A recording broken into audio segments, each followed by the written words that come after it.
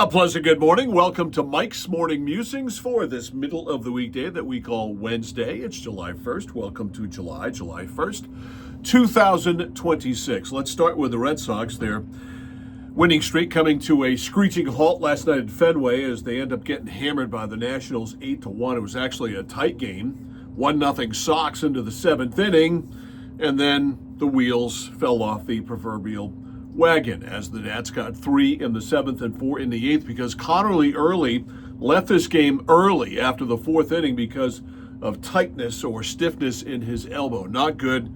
I suspect a stint on the IL is coming for him. We'll find out about that later today. But Wilson Contreras continues to be the story, and not necessarily on a positive note all the time. Didn't hit a 3-run homer last night, but did manage to get himself ejected from the game again. Now, Monday night's ejection was an absolute joke by the first base umpire. That should never have happened, and that umpire should be reprimanded for that. Now, the umpiring last night left a lot to be desired too, but it had nothing to do with Contreras getting booted from the game again. I love the passion. I certainly love the production of Wilson Contreras, but he can't help the team when he's back in the clubhouse after getting thrown out of a game. And I understand a lot of emotion with what's going on in Venezuela with the earthquake there. All the Venezuelans on the Red Sox roster, obviously, their small homeland greatly affected, people dying. I get it.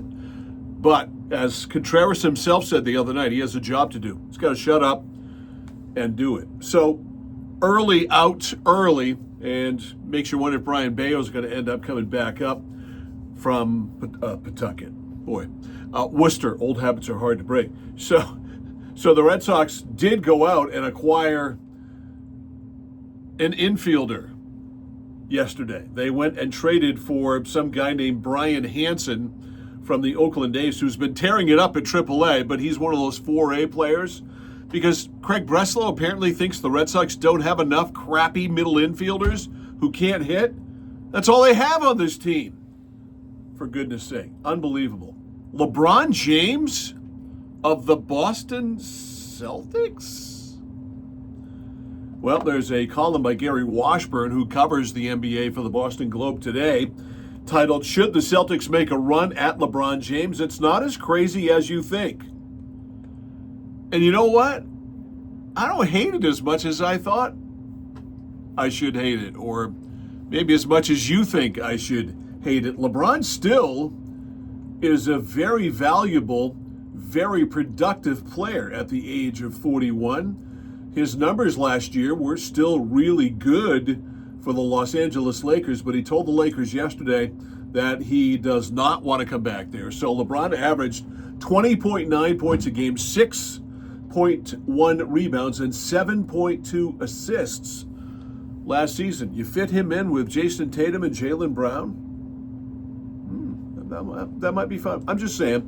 Great piece by Mike Mandel of the Sentinel and the KJ on the return to health of Paul Vachon, the legendary Coney Rams girls basketball coach who nearly died 3 years ago. And I remember hearing about Coach Vachon and how bad his health was and how close he came to leaving this earth. But he got a heart and kidney transplant, and he looks great in the pictures here, and certainly sounds like he's doing really well.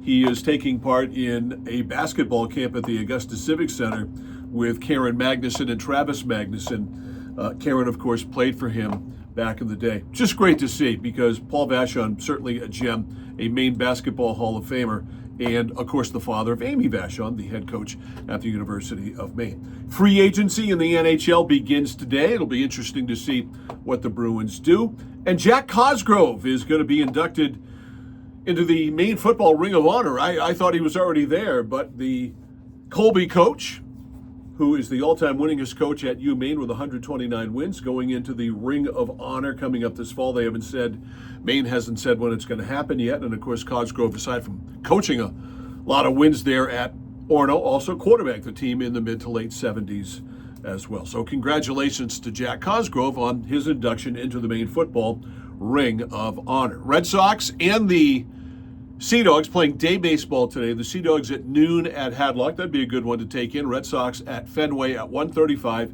Peyton Tolley looking to win this series for the Sox. Have a great sports day. See you tomorrow.